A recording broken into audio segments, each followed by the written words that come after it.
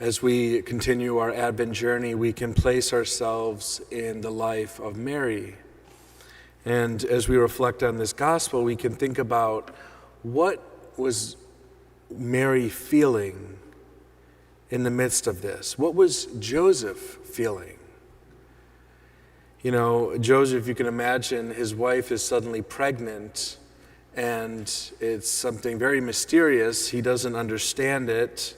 And thankfully, God reveals it to him later in a dream. But you can imagine how God often works in mysterious ways. He often works in ways that don't really make sense, humanly speaking.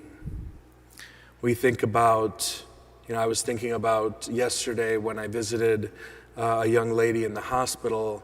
She had just lost her daughter. And what can you say to that?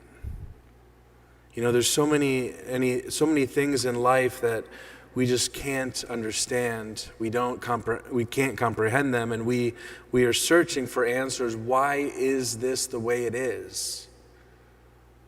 We may never know in this life. We may never know. We can think about how there's some things in our life that seem scandalous, almost.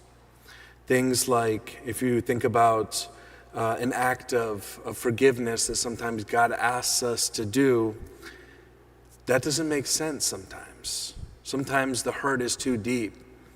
Or you can think about how Christ was on the cross saying, "Forgive them, Father, for they know not what they do." You could think about the martyrs who gave their life for their faith. All these things, if we think of them with just our human understanding, they don't make sense. We don't understand. At least initially, we don't understand. And now let's think about our own lives. What are the things in our lives that we don't understand, that we find hard to accept? Everyone has those areas in their lives.